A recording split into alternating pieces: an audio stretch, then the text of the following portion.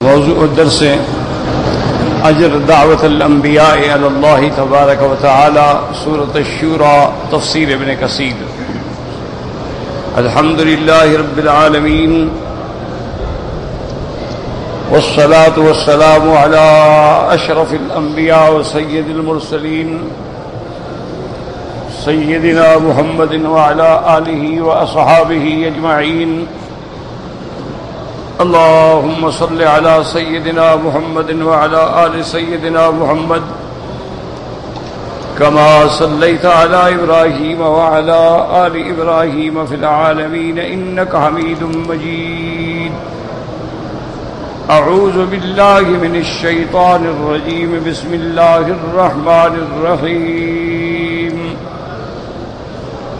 ذلك الذي يبشر الله عباده الذين آمنوا وعملوا الصالحات قل لا أسألكم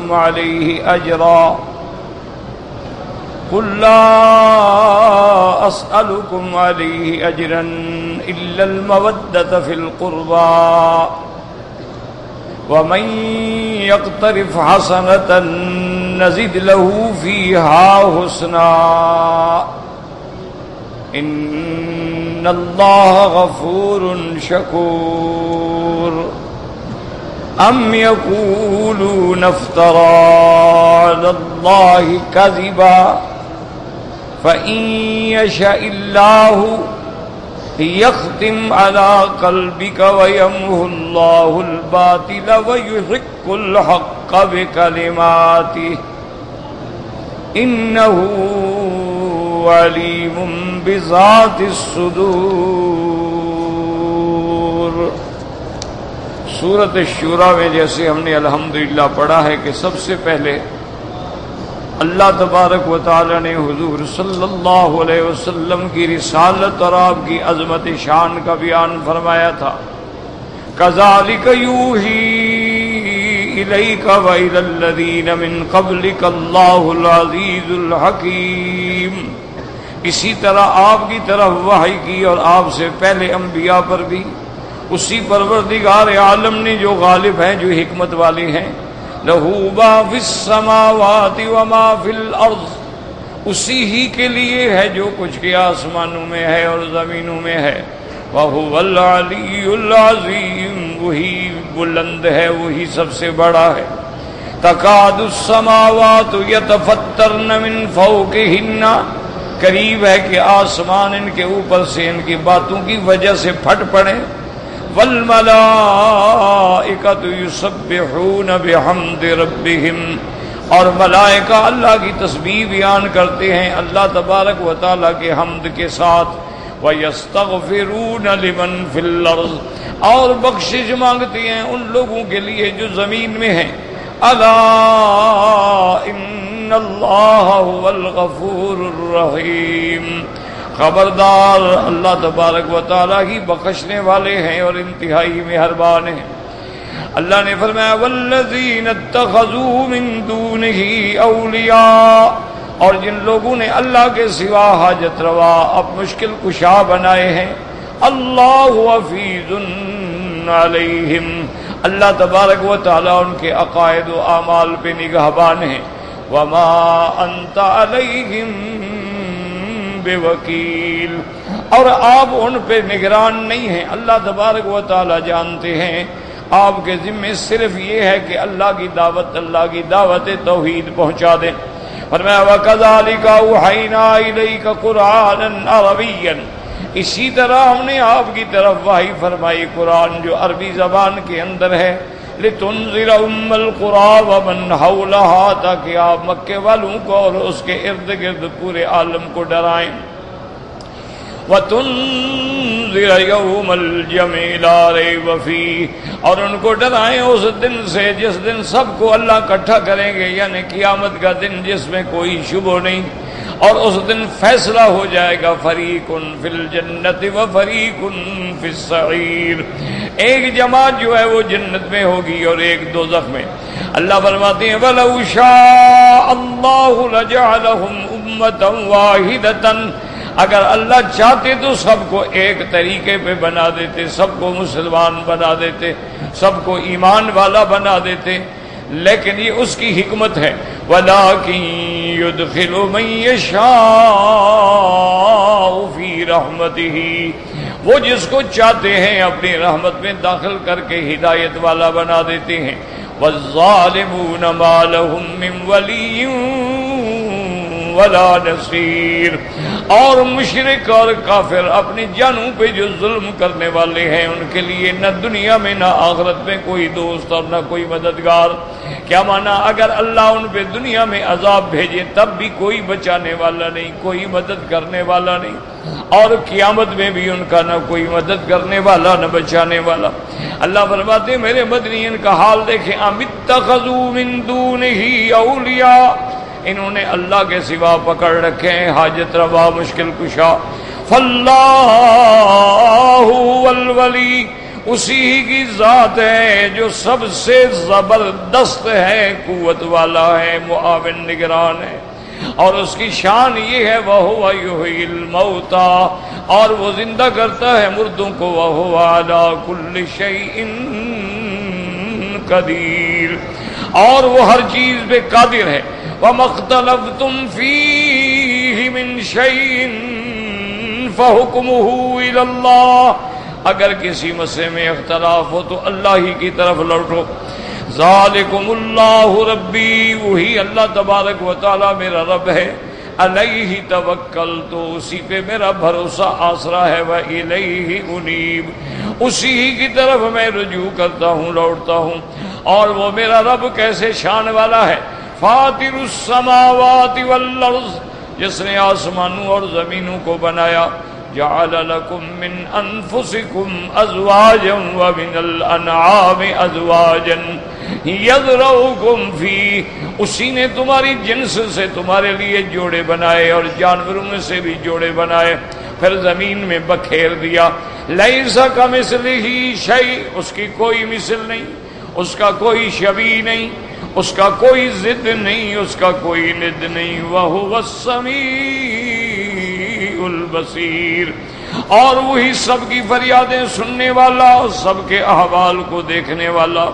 لَهُ مَقَالِيدُ السَّمَاوَاتِ وَالْأَرْضِ، اسی کے ہاتھ میں آسمانوں اور زمینوں کی کنجیاں ہیں۔ یبسط الرزق لمن یشاء ویقدر، جس کے لیے چاہتے ہیں رزق بڑھا دیتے ہیں، جس کا چاہے تنگ کر دیتے ہیں۔ کیوں؟ انہ بکل شیء علیم، وہ ہر چیز کے جاننے والے ہیں۔ جس کا رزق بڑھا دیتے ہیں اس میں بھی حکمت ہے، اور گھٹا دیتے ہیں تو اس میں بھی حکمت ہے۔ اس کے بعد فرمایا میرا مدنی آپ کے پاس جو دین ہے کوئی نیا دین نہیں۔ شرع لکم من الدین ما وصی بہ نوحا، آپ کے لیے بھی ہم نے وہی دین لاگو کیا ہے جس کا ہم نے حضرت نوح علیہ السلام کو حکم دیا تھا۔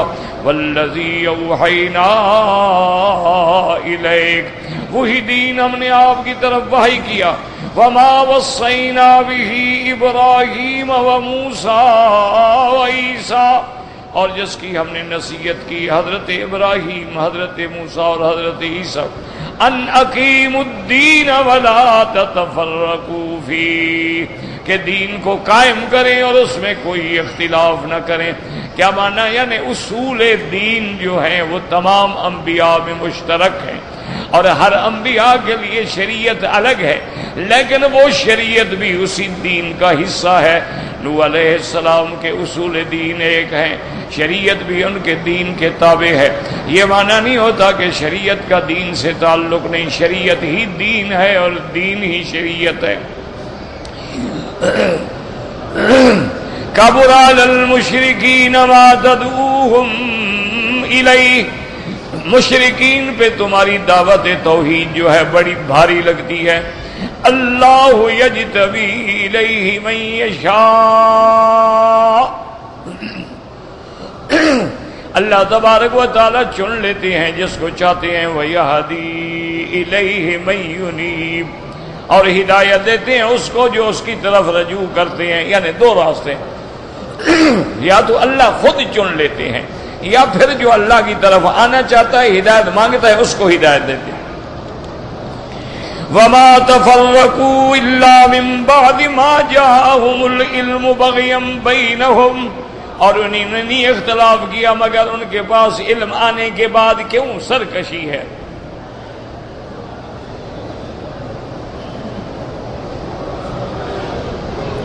یہاں دو قول ہیں۔ حضرت ابن عباس فرماتی ہیں کہ علم سے مراد حضرت محمد مصطفیٰ ہیں کہ جب حضور آ گئے پھر مشرکین نے اختلاف کیا، اور بعض مفسرین فرماتے ہیں وما تفرقوا الا من بعد ما جاءهم العلم بغيا بينهم، اس سے مراد پہلی قومیں ہیں، ان کے پاس بھی جب پیغمبر آئے، کتابیں آئیں، علم آیا تو انہوں نے اختلاف کیا۔ کیوں؟ بغيا بينهم، عداوت و سرکشی سے۔ ولولا كلمة سبقت من ربك إلى أجل مسمى لقضي بينهم، میرا مدنی اگر آپ کا رب فیصلہ نہ فرما چکے ہوتے تو پھر ان کا دنیا میں سزا دے کے ختم کر دیتے، لیکن اس کا فیصلہ ہے کہ یہ دنیا دار العمل ہے اور آخرت جو ہے وہ دار الجزا ہے۔ وَإِنَّ الَّذِينَ أُورِثُوا الْكِتَابَ مِن بعدهم لفی شک منہ مریب، اور ان کے بعد پھر جو وارث بنے کتاب کے، اللہ فرماتے ہیں وہ بھی یقین میں نہیں ہے، نہ ایمان پہ یقین ہے بلکہ وہ شک کے اندر ڈوبے ہوئے ہیں۔ اللہ نے فرمایا میرے مدنی جب دین ایک ہے، اصول ایک ہے، شریعت، فَلِذَلِكَ فَادْعُ، اب بلاؤ لوگوں کو، دعوت دو توحید کی، فَلِذَلِكَ فَادْعُ فَاسْتَقِمْ كَمَا أُمِرْتَ، اور پھر آپ بھی اسی دعوے پہ جمے رہیں جیسے اللہ نے آپ کو حکم دیا ہے۔ وَلَا تَتَّبِعْ أَهْوَاءَهُمْ، اور ان کی خواہشوں کی پرواہ نہ کریں کہ لوگ کیا چاہتے ہیں، لوگ کیا چاہتے ہیں، آپ اس کا حکم سنائیں جو اللہ چاہتا ہے، لوگوں کے چاہنے کا کیا ہے۔ اور ان کو واضح بتلا دیں وَقُلْ آمَنْتُ بِمَا أَنزَلَ اللَّهُ مِنْ كِتَابٍ، ان کو کہہ دو کہ میں ایمان لایا ہوں ان کتابوں پہ جو اللہ نے اتاری ہیں، میرا ہر کتاب پہ ایمان ہے، ہر نبی پہ ایمان ہے، ہر رسول پہ ایمان ہے، لیکن اب صرف شریعت چلے گی تو محمد مصطفیٰ صلی اللہ علیہ وعلا آلہ واصحابہ وسلم تسلیما کثیرا کثیرا۔ وَأُمِرْتُ لِأَعْدِلَ بَيْنَكُمْ، اور اللہ نے مجھے حکم دیا ہے کہ عدل کروں، انصاف کروں تمہارے درمیان۔ اللہ ربنا و ربکم، وہی ہمارا رب ہے اور تمہارا رب ہے۔ اگر نہیں مانتے ہو، لنا اعمالنا ولکم وَلَكُمْ أَعْمَالُكُمْ، ہمیں ہمارے اعمال مبارک اور تمہیں تمہارے اعمال۔ کیا مانا؟ ہم اپنے دین حق پہ ہیں، تم باطل پہ ہو، تمہارا نقصان ہمیں نہیں ہوگا، ہمارا فائدہ تمہیں نہیں ہوگا۔ لا حجت بیننا وبینکم، اب تمہارے ہمارے درمیان کوئی جگہ، جب تم مانتے نہیں تو اب باقی کیا رہ گیا؟ اللہ یجمع بیننا، اللہ اکٹھا کریں گے قیامت والے دن، وَإِلَيْهِ الْمَصِيرُ، اور اسی کی طرف ہم سب نے لوٹنا ہے۔ اللہ نے فرمایا میرا مدنی وَالَّذِينَ يُحَاجُّونَ فِي اللَّهِ مِن بَعْدِ مَا اسْتُجِيبَ لَهُ حُجَّتُهُمْ دَاحِضَةٌ عِندَ رَبِّهِمْ وَعَلَيْهِمْ غَضَبٌ وَلَهُمْ عَذَابٌ شَدِيدٌ۔ آپ نے فرمایا، اللہ نے فرمایا میرے محبوب جو اللہ کی ذات میں آپ سے جھگڑا کرتے ہیں، کیا مانا؟ اسماء میں جھگڑا کرتے ہیں، صفات میں جھگڑا کرتے ہیں، یا اللہ کے دین میں جھگڑا کرتے ہیں، اللہ کے اوامر و نواہی میں جھگڑا کرتے ہیں، اس کے بعد کے بہت لوگوں نے اس کو مان لیا ہے۔ حجتہم داحضۃ عند ربہم، ان کی دلیل جو ہے وہ اللہ کے ہاں باطل ہے، کوئی دلیل نہیں۔ علیہ وعلیہم غضب، ان پہ اللہ کا غضب ہے۔ وَلَهُمْ عَذَابٌ شَدِيدٌ، اور ان کے لیے بڑا سخت عذاب ہے۔ اللہ الذی انزل الکتاب بالحق والمیزان، وہی ذات ہے جس نے اتارا کتابوں کو اور اتارا میزان، کے ہر چیز میں عدل ہے، ہر چیز میں انصاف ہے۔ وما يدريك لعل الساعة قریب، آپ کو کیا پتا کہ قیامت قریب آ گئی ہے۔ یاد رکھیں جہاں ہوگا وما يدريك اللہ خبر نہیں دیتے، اور جہاں ہوگا وما ادراک وہاں اللہ خبر عطا فرما دیتی ہیں۔ جیسے فرماتی ہیں القاریۃ ما القاریۃ وما ادراک ما القاریۃ، تو جہاں فرمائیں گے وما ادراک وہاں اللہ اپنے نبی کو خبر دے دیتے، اور جہاں فرمائے وما یدریک پھر خبر نہیں دیتے۔ تو اس لیے قیامت کب ہوگی اللہ نے کسی کو خبر نہیں دی ہے۔ اس لیے میرے آقا رحمت دو عالم محبوب دو عالم سیدنا محمد مصطفیٰ صلی اللہ علیہ وعلی آلہ وصحبہ وسلم تسلیما کثیرا کثیرا، آپ نے فرمایا خمس لا یعلمہن الا اللہ، فرمایا 5 چیزیں ایسی ہیں جس کا علم اللہ کے سوا کسی کو نہیں، نہ اللہ نے انبیاء کو دیا ہے، نہ ملائکہ کو، نہ اولیاء کو۔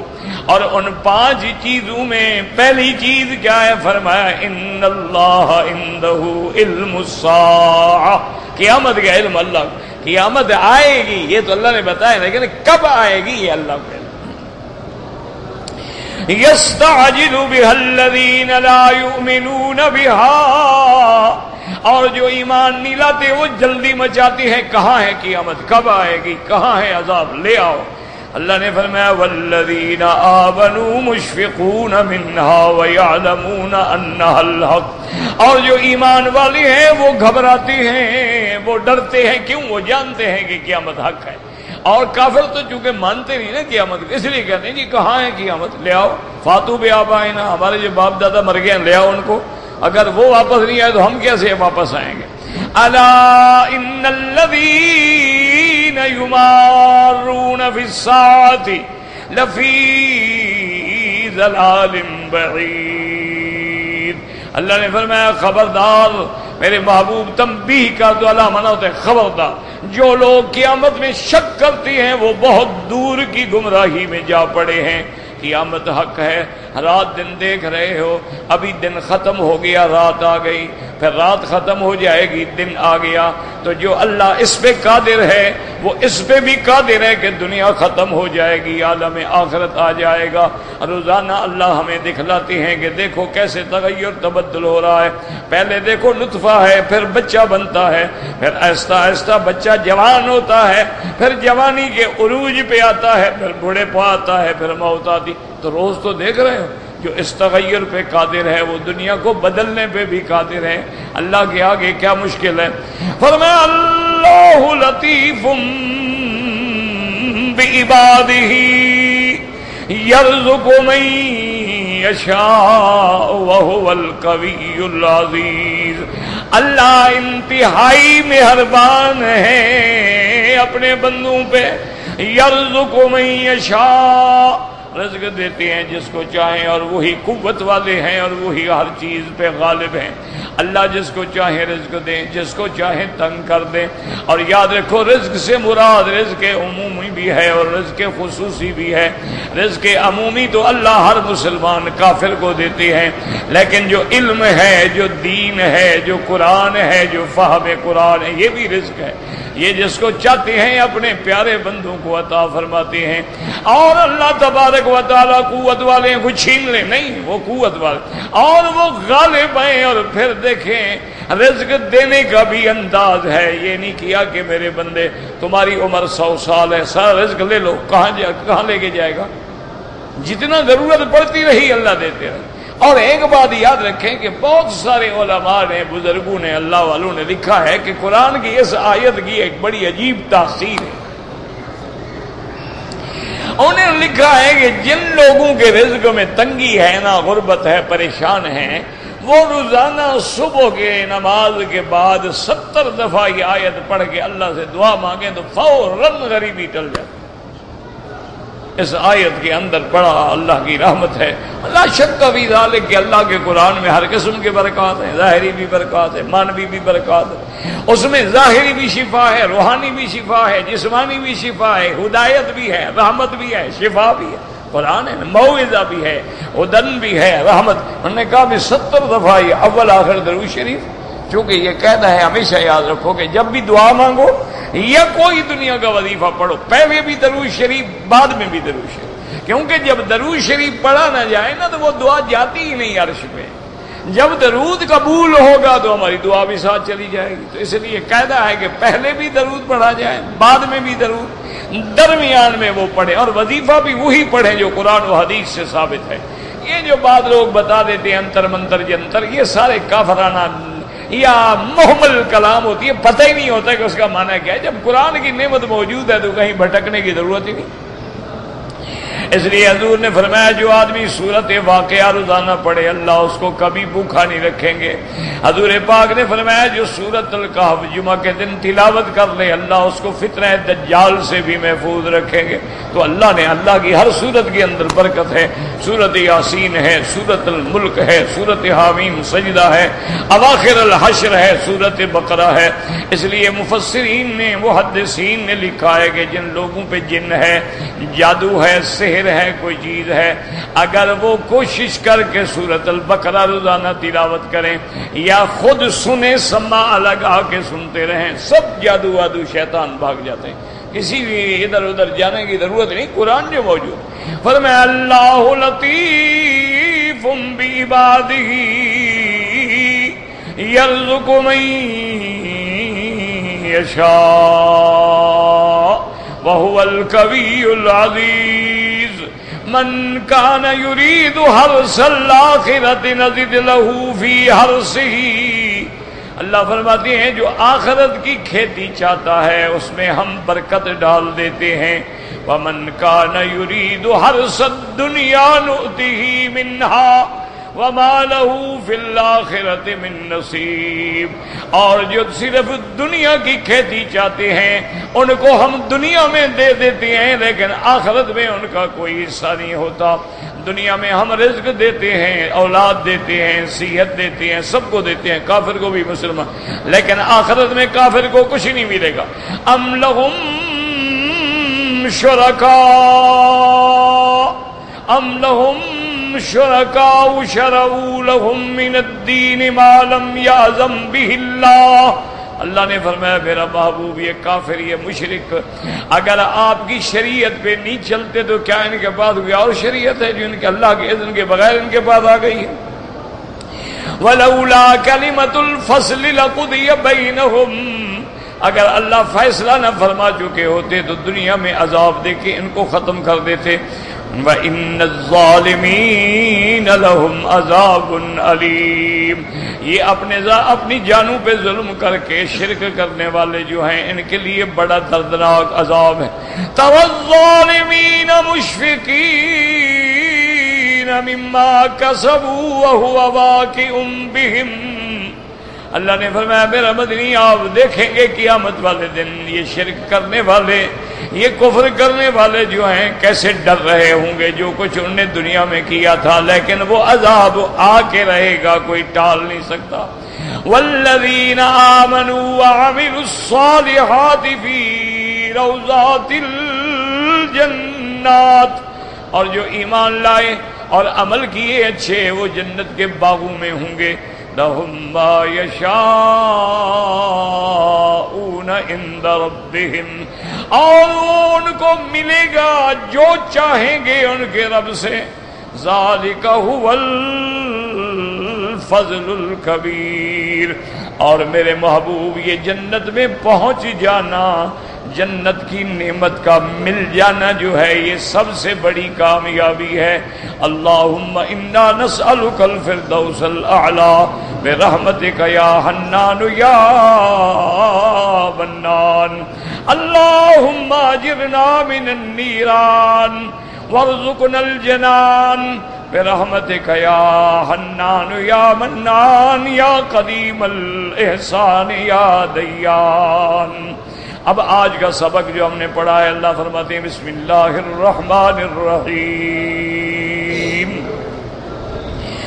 ذالک الذی یبشر اللہ عبادہ الذین آمنوا وعملوا الصالحات قل لا اسألكم علیہ اجرا الا المودۃ فی القربى ومن یقترف حسنۃ نزد له فیہا حسنا ان اللہ غفور شکور ام یقولون افترى علی اللہ کذبا فَإِن يَشَإِ اللَّهُ يَخْتِمْ عَلَى قَلْبِكَ وَيَمْحُ اللَّهُ الْبَاطِلَ وَيُحِقُّ الْحَقَّ بِكَلِمَاتِهِ إِنَّهُ عَلِيمٌ بِذَاتِ الصُّدُورِ۔ اللہ فرماتے ہیں میرے محبوب ذَلِكَ الَّذِي يُبَشِّرُ اللَّهُ عِبَادَهُ، یہ جس کی خوشخبری دی ہے، بشارت دی ہے اللہ نے اپنے بندوں کو، کون سی؟ جنات، فی جنات فی روضات،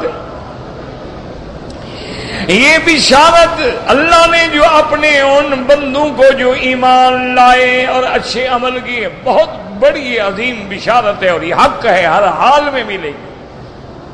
اللہ نے جو مومنوں کو بشارت دی ہے جنت کی، وہ ہر حال میں ملے گی۔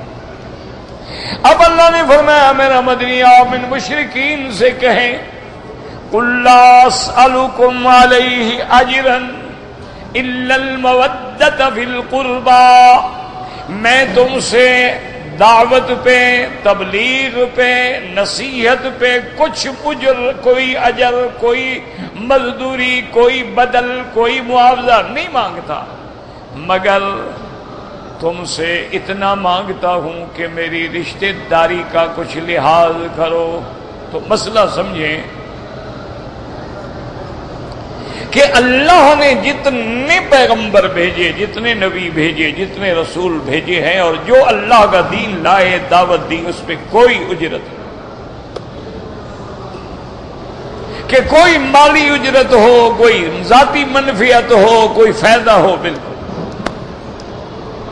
اس لیے آپ قرآن پڑھیں گے نا تو ہر جگہ ہر پیغمبر نے یہی کہا قل لا اسألکم علیہ اجرا، میں تم سے کوئی معاوضہ نہیں چاہتا، ان اجری الا علی رب العالمین، میرا بدلہ میرے رب پر ہے جو سارے جہان کے پالنے والا ہے، میں تم سے کوئی بدلہ نہیں۔ اور یہی علماء حق کی پہچان ہے، یاد رکھو۔ اس لیے مفسرین نے، محدثین نے، اولیاء اللہ نے قرآن کی روشنی سے مسئلہ لکھا ہے کہ علماء حق جو ہیں اور علماء سو، یعنی حق والے علماء اور باطل والے علماء، انہوں نے کہا فرق ان میں یہ ہوتا ہے کہ علماء حق کی نظر اللہ پہ ہوتی ہے، وہ اللہ سے مانگتے ہیں، اور علماء سو جو ہیں ان کی نظر دولت پہ ہو۔ جیسے کہ فرعون نے اپنے دور میں جب حضرت موسیٰ علیہ السلام کے مقابلے کے لیے سارے ملک سے جادوگر بڑے بڑے اکٹھے کیے، اور وہ جادو کا زمانہ تھا، موسیٰ علیہ السلام کا جو دور ہے نا فرعون کا، وہ جادو کا دور تھا، اس زمانے میں جادو بڑا تھا، بڑے بڑے جادوگر تھے۔ تو جادوگر جب فرعون کی دربار میں آئے تو سب سے پہلے جو بات کی انہوں نے یہی کہا اِنَّ لَنَا لَأَجْرًا إِن كُنَّا نَحْنُ الْغَالِبِينَ، سب سے پہلے یہی بات کی کہ فرعون اگر ہم موسیٰ علیہ السلام سے جیت جائیں اور موسیٰ علیہ السلام کو شکست دے دیں تو ہمیں کچھ ملے گا بھی کہ نہیں؟ اس نے کہا کیا کہتے اذن، اس کے بعد صرف یہ نہیں کہ تمہیں میں مال یا انعام دوں گا، تم تو میرے مقربین خاص ہو جاؤ گے، میں تو تمہیں وزارتیں دوں گا، میں تمہیں عہدے دوں گا، میں تمہیں کرسیاں دوں گا۔ تو باطل کی نظر اس پہ ہے کہ کیا ہم کامیابی کے بعد کچھ ملے گا یا نہیں ملے گا،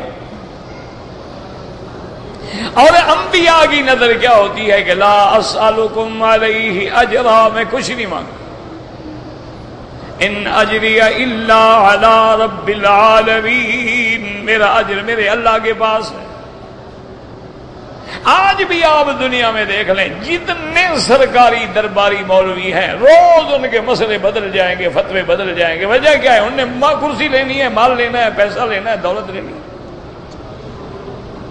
اور جتنی علماء حق ہیں وہ سوکھی روٹی کھا رہے ہیں، اب بھی مدرسوں میں پڑے ہیں، چٹائیوں میں پڑے ہیں، کچے کمروں میں رہتے ہیں، اور ان کے پاس رات دن کا گزارا کرنا بھی مشکل ہوتا ہے۔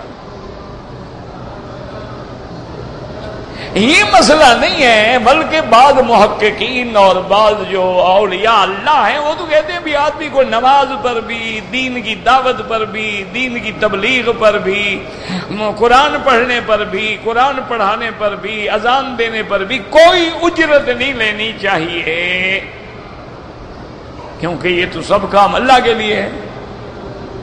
لیکن مسئلہ سمجھو کہ جس زمانے میں اسلام تھا، بیت المال تھا، خمس تھا، تو ان کی ضروریات بیت المال پوری کرتا تھا، پھر ان کو کسی اور سے لینے کی جائز ہی نہیں، اور ناجائز ہے، حرام۔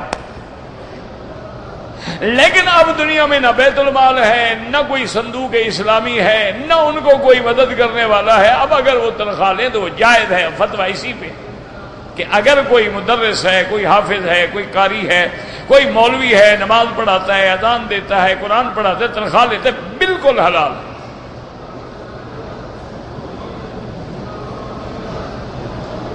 اسی طرح یاد رکھیں کہ بعض مثلا لوگ ہیں جو رات دن تبلیغ میں ہیں، دعوت میں ہیں، خطاب ہے، تقریریں ہیں، ان کے لیے بھی علماء نے لکھا ہے کہ وہ نہ نیت کریں، نہ ارادہ کریں، نہ مطالبہ کریں۔ مثلا آپ نے تقریر کے لیے بلایا ہے تو جا رہے ہیں، تو نیت نہ ہو کہ میں پیسے لوں گا۔ اگر بغیر ارادہ، بغیر نیت، بغیر سوچے کسی نے کچھ دے دیا، لے کے جیب میں ڈال دیا، کوئی بات نہیں۔ اسی لیے پہلے لوگ جو تھے وہ احتیاط کرتے تھے کہ جب لوگ آتے نا کہ حضرت جلسہ ہے، تقریر ہے، فرماتے انشاءاللہ انشاءاللہ، ٹھیک ہے بھی اللہ چاہے گا۔ کیوں؟ پتا تھا کہ پتہ نہیں اس دن میرے پاس کرایہ بھی ہوگا یا نہیں ہوگا۔ ایسے بھی علماء میں نے خود دیکھے ہیں میرے سامنے، ہمارے میرے شیخ تھے، استاد سے، ہم تو خیر نالائق تھے، اب بھی نالائق ہیں، آپ لوگوں کی دعا سے اللہ لائق بنا دے۔ تو بیٹھتے تھے، وہ آتے نا دعوت دینے کے لیے، وہ کہتے اچھا حضرت ٹھیک ہے، آپ کم از کم کرایہ تو لے لینا، آپ نے آخر گاڑی پہ آنا ہے یا بس پہ آنا ہے۔ وہ کہتے بھائی کرایہ کیسے لے لوں؟ آپ کو یقین ہے کہ میں زندہ رہوں گا، میں مر جاؤں، پیسے کون دے گا آپ کو؟ کہاں میں ڈائریوں میں لکھتا رہوں کہ اتنا کرایہ میں نے فلاں آدمی سے لیا ہے، مر جاؤں تو اس کو دے دینا؟ کیوں مجھے ذمہ داری میں ڈالتے ہو؟ اللہ دے گا، میں آ جاؤں گا، نہیں دیا تو پھر اللہ کی مرضی۔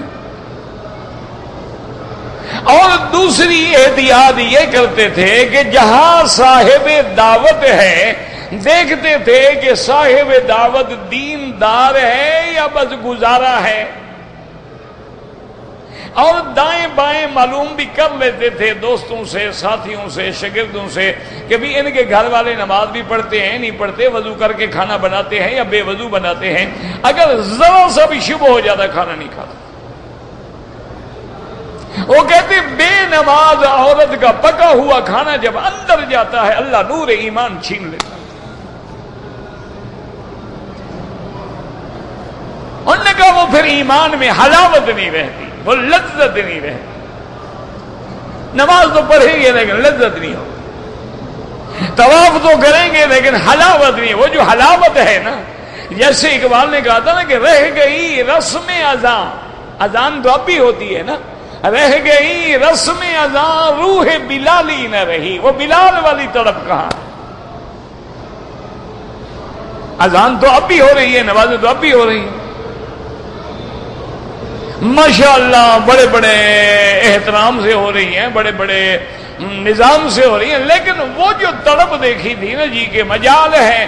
اچھا جو دنیا والا، ایسے میں نے میرے کئی ساتھی الحمدللہ الحمدللہ الحمدللہ دوست بھی تھے، ہم لوگ بلا تکلف بھی تھے، عند اللہ یعنی میں نے دیکھا، اور کئی دفعہ میں نے نظر بھی رکھی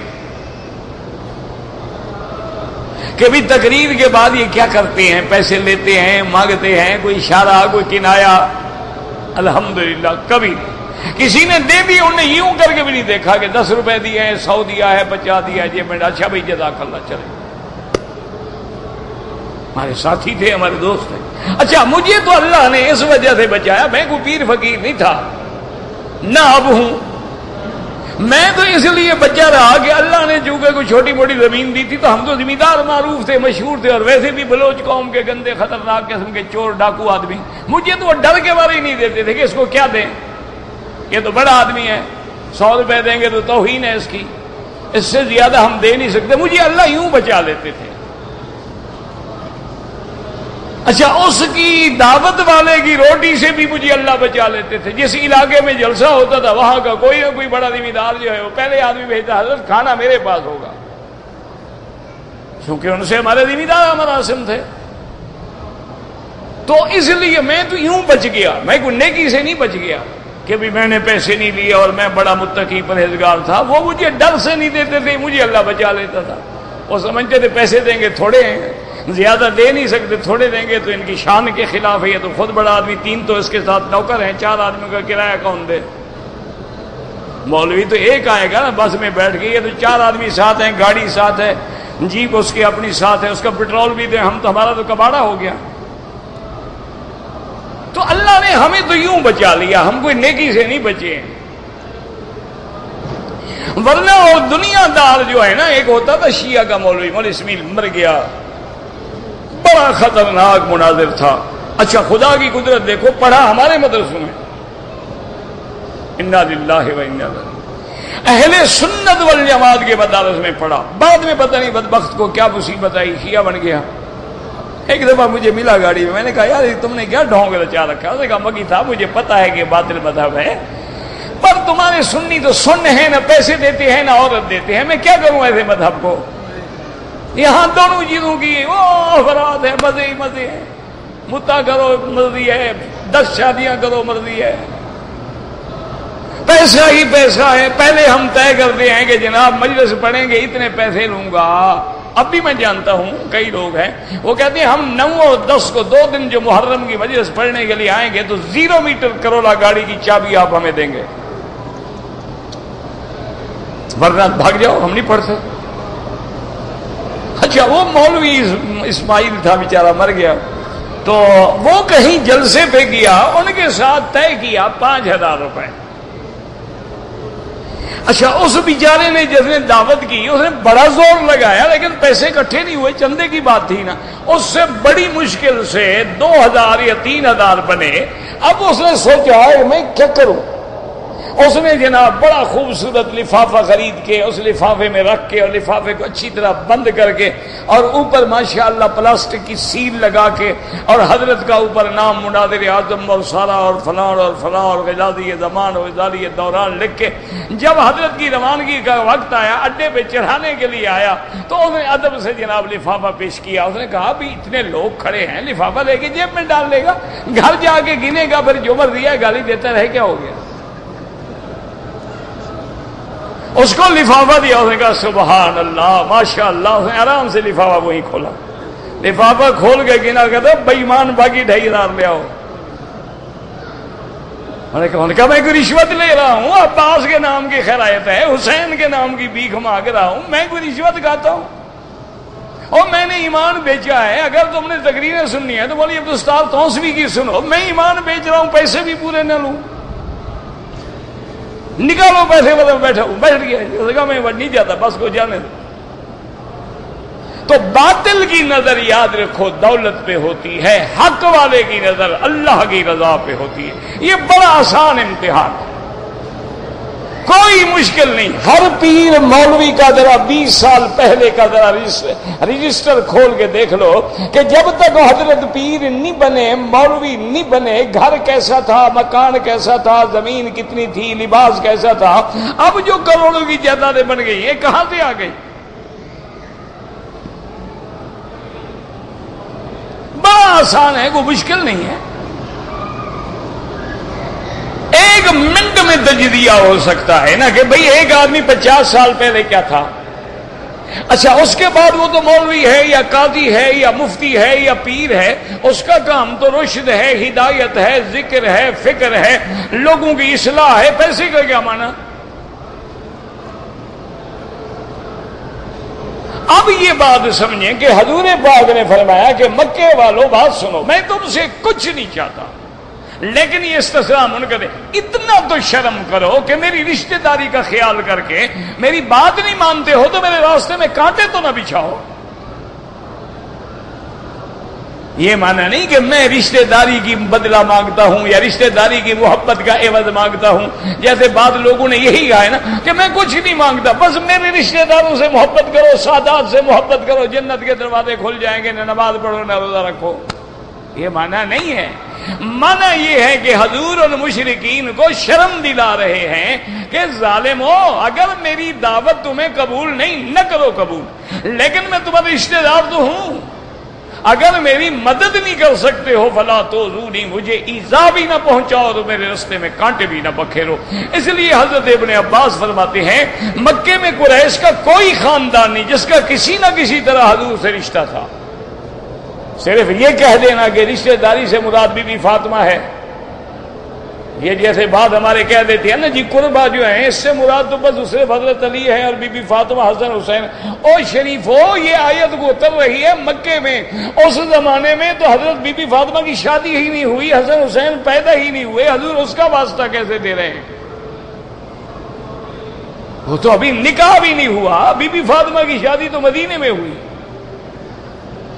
یہ ایک صاف بات ہے، جیسے آدمی کہتا ہے نا کہ یار دیکھو میری بات نہ مانو، میں تمہارا رشتہ دار تو ہوں، مجھے اگر مدد نہیں کر سکتے ہو مجھے تکلیف تو نہ دو، میری بات نہیں مانتے ہو نہ مانو، لیکن مجھے گالیاں تو نہ دو، میرے راستے میں کانٹے تو نہ بچھاؤ۔ یہ اس لیے حضور نے فرمایا کہ قُل لَا أَسْأَلُكُمْ عَلَيْهِ أَجْرًا، میں کچھ نہیں مانگتا، إِلَّا الْمَوَدَّةَ فِي الْقُرْبَى، مگر اس رشتہ داری کا لحاظ کر کے مجھے اذا نہ پہنچاؤ۔ اور اس کے بعد اللہ فرماتے ہیں وَمَن يَقْتَرِفْ حَسَنَةً، يَقْتَرِفْ کا معنی يَعْمَل، جو بندہ نیکی کرتا ہے نَزِدْ لَهُ فِيهَا حُسْنًا، ہم اس کو بڑھا دیتے ہیں۔ إِنَّ اللَّهَ غَفُورٌ شکور، اللہ بخشنے والے ہیں اور اپنے بندوں کے اعمال کو قبول کرنے والے ہیں۔ اب اس کے بعد اللہ فرماتے ہیں میرا مدنی کیا یہ کہتے ہیں کہ نعوذ باللہ آپ نے جھوٹ بولا ہے؟ نعوذ باللہ تو سمجھ لو اگر کوئی اللہ پہ جھوٹ بولے تو اللہ اس کے دلوں پہ مہر لگا دیتے ہیں۔ میرا نبی ہے، میرا پیغمبر، ام یقولون افترا علی اللہ کذبا، کیا یہ کہتی ہیں کہ اس نے اللہ پہ جھوٹ بولا ہے؟ یہ نبی نہیں۔ فَإِن يَشَإِ اللَّهُ يَخْتِمْ عَلَىٰ قَلْبِكَ، میرا مدنی اگر ایسی بات ہو تو اللہ چاہے تو آپ کے دل پہ بھی مہر کر دے۔ وَيَمْحُ اللَّهُ الْبَاطِلَ، اور اللہ باطل کو مٹا دے۔ وَيُحِقُّ الْحَقَّ بِكَلِمَاتِهِ، اور حق کو اللہ ثابت فرما دے۔ انہ علیم بذات الصدور، اللہ دلوں کے بھید بھی جاننے والے ہیں، وہ جانتے ہیں آپ میرے سچے نبی ہیں، آپ کی شان بڑھ رہی ہے، چڑھ رہی ہے، آپ کی عظمت پھیل رہی ہے، آپ کا دین پھیل رہا ہے۔ اگر باطل ہوتا تو اللہ مٹا دیتے۔ اللہم ثبتنا علی الایمان، اللہم ثبتنا علی الایمان۔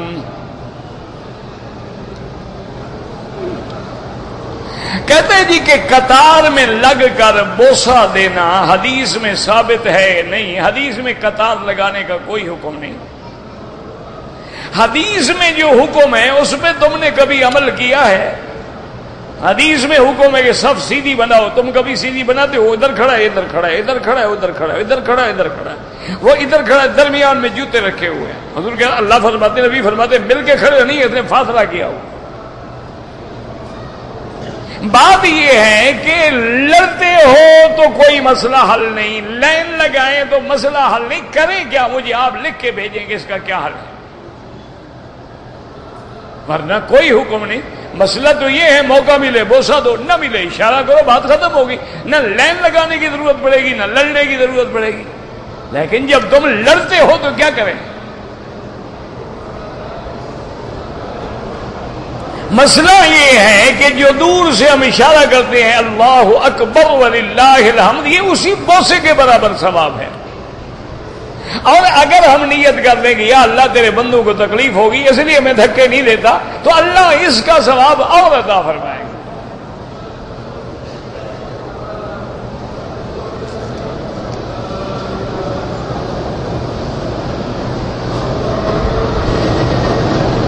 کہتے ہیں جی کہ یہاں لوگوں کے کپڑے جو ہیں ٹخنوں سے نیچے ہوتے ہیں، اللہ ہدایت دے، اور کیا کر سکتے ہیں؟ دعا ہی مانگ سکتے ہیں۔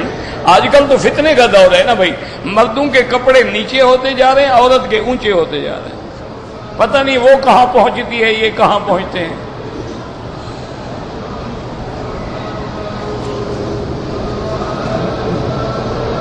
میاں بیوی کی نیکیاں برابر نہ ہوں تو کوئی حرج نہیں، بیوی جائے گی تو میاں کے ساتھ نا۔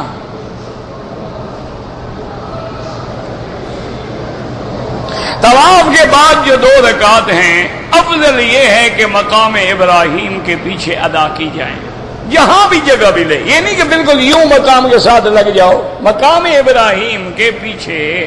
کیا مانا؟ مقام ابراہیم درمیان میں آ جائے، چاہے جہاں جگہ ملے، اور اگر وہاں نہ ملے تو حتیم میں اس کے بعد افضل ہے۔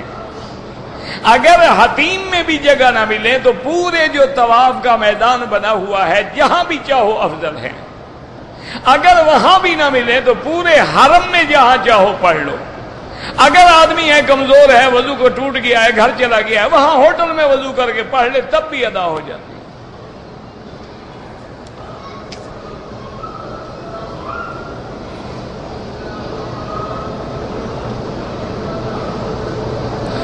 کہ میں نے کمائی کر کے بھائیوں کو دیا ہے کہ زمین خریدیں، انہوں نے تینوں پہ تقسیم ہوئی، بالکل غلط ہے، وہ زمین تمہاری ہے، ان بھائیوں کا کوئی حصہ نہیں ہے۔ اگر وہ لیں گے تو قیامت میں تمہیں دیں گے، وہ اپنے باپ کی جائیداد کے حقدار ہیں، بھائی کی جائیداد کے حقدار تو نہیں ہے۔ تم نے جناب کیوں بے وقوفی فرمائی کہ پیسے ان کو بھیجتے رہے کہ وہ اپنے نام کراتے رہیں، تم اپنے نام کرا لیتے؟ اب بھوک تو جناب انشاءاللہ باہر بیٹھے رہو۔ آج کل تو یہی حال ہے۔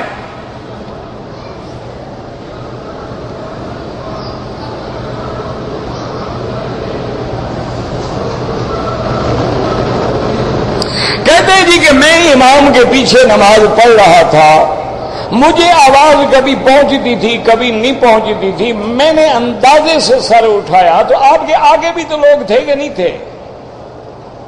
آپ اکیلے کھڑے تھے پہاڑ کی چوٹی پہ، تو جب اگلے سر اٹھائیں تم بھی اٹھا لو، کسی نے تو سنا ہوگا نا۔ اگلی سب والا اٹھائے گا، دوسرا تیسرا چوتھا، ہم پیچھے والے اسی کو دیکھتے جائیں گے۔ اسی لیے تو حکم ہے نا کہ صفیں نظر آئیں۔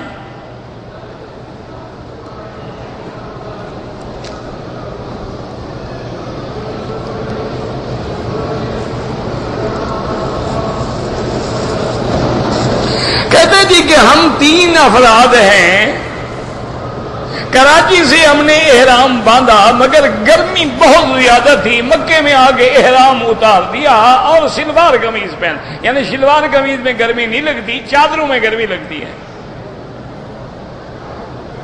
آپ سمجھائیں جناب اس کو کیسے سمجھایا جائے؟ بھائی نیچے چادر ہے، ایک اوپر کی چادر کھلی ہے، اس میں اور کم گرمی لگے گی یا شلوار قمیض میں کم گرمی لگے گی؟ پھر جناب ہم نے وہاں سے احرام اب جناب ایک ایک بکری ادا کریں، اور آپ کا گناہ بھی الگ کہ آپ نے بلا وجہ، گرمی تھی نہ تشریف لے آؤ جناب، تمہارے بغیر بھی کعبہ شریف آباد ہے، جب سردیاں آئیں پھر تشریف لے آنا۔ اگر تمہیں اتنا گرمی لگتی ہے تو بالکل نہ ہو، اللہ کا کعبہ تمہارے بغیر آباد ہے انشاءاللہ۔ آئے ہو تو انسان بنو، آ گئے ہو احرام میں بیٹھے ہو، کمرے میں جا کے ایئر کنڈیشن میں بیٹھ جاؤ، بات ختم۔ جب موسم ٹھنڈا عمرہ کر لو۔ یہ کیا ہے کہ میں نے اتار دیا اب شلوار قمیض پہن لیا، ایک ایک بکری دم پڑ گئی۔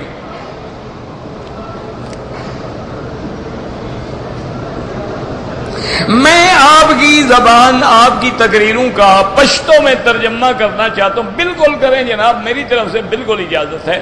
ہمارے کئی ساتھی ہیں بنگلہ دیش کے جنہوں نے بنگالی میں ماشاءاللہ ترجمے کر کے کتابیں شائع کر دی ہیں۔ مجھے تو کوئی رائلٹی نہیں چاہیے، مجھے تو اللہ سے اجر چاہیے۔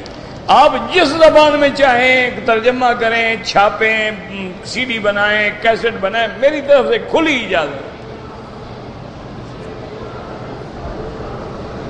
جنازے میں ایک سلام بھی کیا جائے تو جائز ہے، 2 سلام بھی کیے جائیں تو جائز ہے، لیکن امام ابو حنیفہ فرماتے ہیں کہ 2 سلام ہوں، کہ ہر نماز میں سلام 2 ہوتے ہیں، اور دوسرا جتنے لفظ زیادہ ہوں گے اتنا اجر بھی زیادہ ہوگا۔ سیدھی سی بات ہے، جتنا گول ڈالو گے اتنا میٹھا ہوگا۔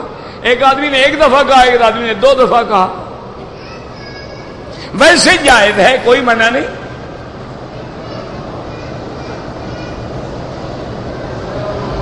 اگر والد فوت ہو گئے اور ان کی نمازیں قضا ہو گئی تو فقہ حنفی کے مطابق ہر نماز کے لیے صدقہ فطر کے برابر، یعنی 2.25 سیر گندم تقریباً ایک نماز کے لیے حساب کر کے خیرات کر دیں۔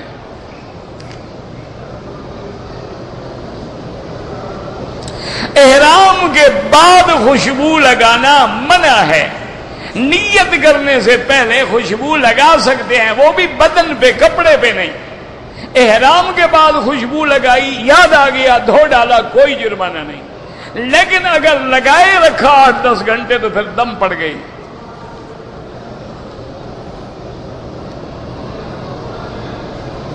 دوسرا عمرہ کرو یا 10واں عمرہ کرو، ہر عمرے میں اس طرح پھرواؤ، یا بال لمبے ہیں تو چوتھا حصہ کٹواؤ۔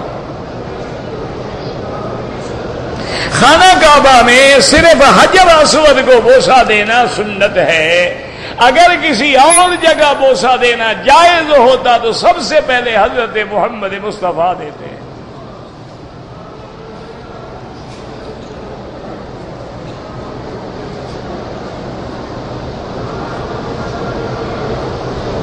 کہتے ہیں جی کہ نمازیں جو فرض ہیں، مسافر کے لیے فرض میں قصر ہے، 4 رکعت کی 2 رکعت، سنت اور نفل معاف ہے، لیکن اگر پڑھے گا تو ثواب ملے گا۔ آج کل کون سا سفر ہے؟ آج کل بسیں ایئر کنڈیشن، کاریں ایئر کنڈیشن، مسجدیں ایئر کنڈیشن، تکلیف کیا ہے بھائی؟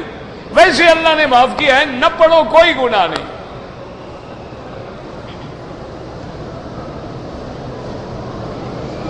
حرم کی نماز میں آگے نہ گزرے۔ حضور پاک کی داڑھی مبارک سینے تک تھی، حضور کی داڑھی مبارک سیاہ تھی، 14 بال مبارک جو تھے یہاں سفید ہوئے تھے۔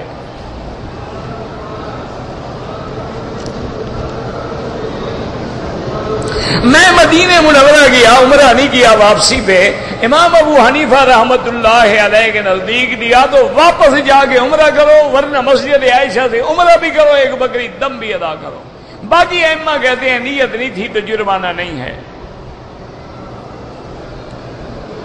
وطر نماز امام ابو حنیفہ رحمت اللہ علیہ کے نزدیک واجب ہے، وہ کہتے ہیں اگر وطر چھوٹ جائے تو قضا کرے۔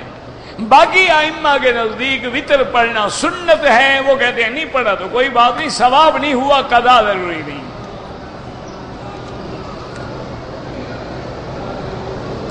اگر کوئی آدمی تیسرا عمرہ ہے یا چوتھا، اپنے ہاتھ سے بلیڈ سے بال سر صفا کر لے، کوئی حرج نہیں۔ ایک دوسرے کا عمرے والے صاف کر لیں تب بھی کوئی حرج نہیں۔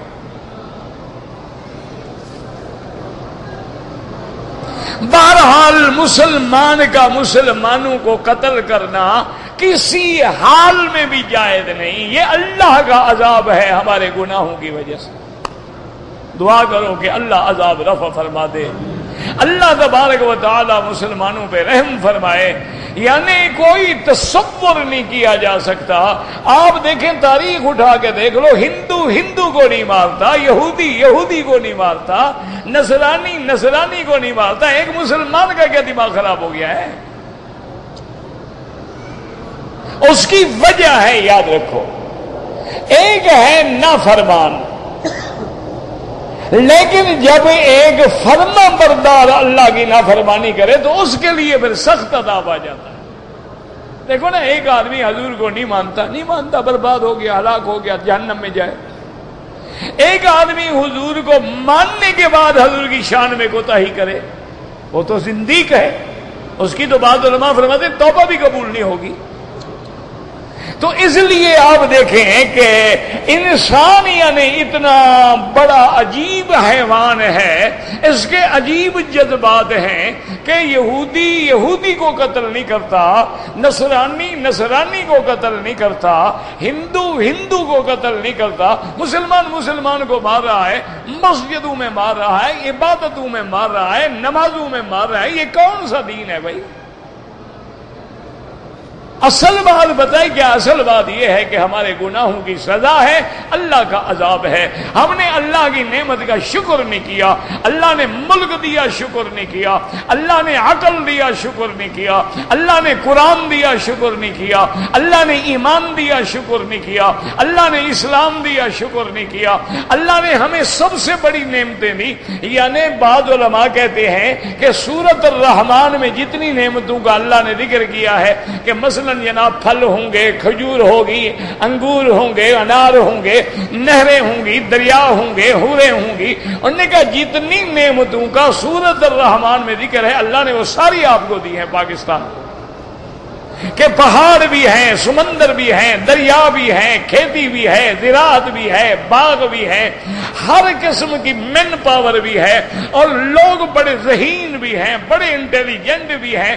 اس کے باوجود یہ جو اللہ کا عذاب ہے یہ کیا ہے؟ اس لیے کہ ہم نے جب خدا کا دامن چھوڑ دیا، خدا کے نام پہ دنیا کو دھوکہ دیا، اب عذاب کا وقت آ گیا. اور اس سے بچنے کا کوئی حل نہیں. یاد رکھو کوئی دنیا کی طاقت اس کو قابو نہیں کر سکتی. اس کے بچنے کا صرف یہی حل ہے جیسے ابھی آپ نے قرآن میں پڑھا ہے کہ اللہ یجتبی الیہ من یشاء ویہدی الیہ من ینیب. اس کو ہدایت دیتے ہیں جو اللہ کی طرف آتا ہے.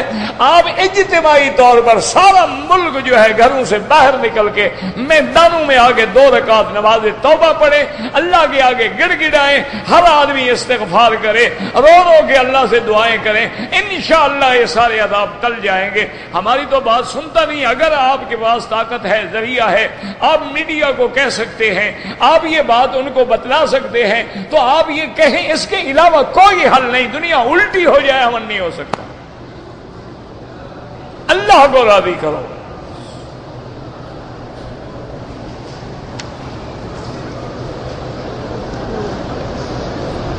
جی آپ نے وسیلے پر جو مضمون پڑھا ہے جب پڑھ لیا تو مجھ سے کیا پوچھتے ہیں؟ ماشاءاللہ دیا ہے وہ جانے، دینے والے جانے.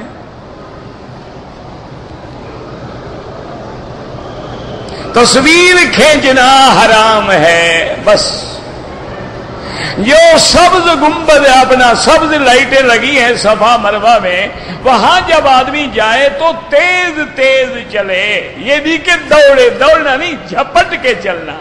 بی بی فرماتی ہے کہ انی انظر الی رسول اللہ، میں گویا ایسے اپنے آنکھوں سے اب بھی دیکھ رہی ہوں حضور تیز تیز چلتے تھے اور آپ کی چادر مبارک جو ہے قدموں میں یوں ہو رہی تھی، یوں پھر رہی تھی.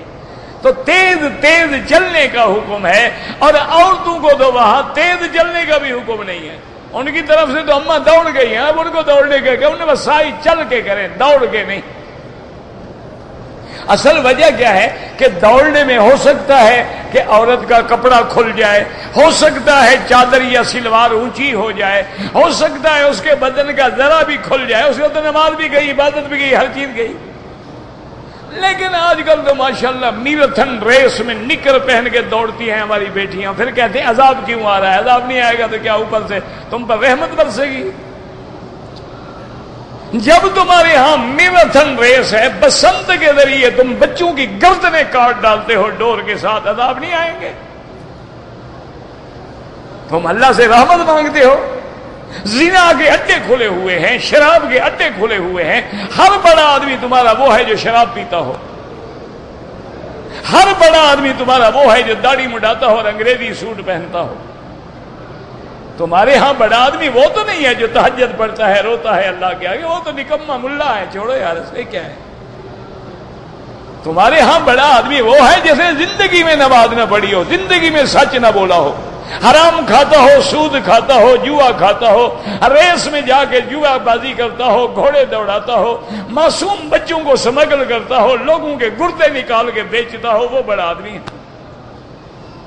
انا للہ و انا الیہ راجعون۔ یا اللہ عالم اسلام سے اپنا عذاب رفع فرما دے، یا اللہ عذاب رفع فرما دے، یا اللہ اس بلد الامین کی حفاظت فرما، یا اللہ پاکستان کی حفاظت فرما، یا اللہ ہم گناہ گار ہیں، تیرے بندے ہیں، رحم فرما۔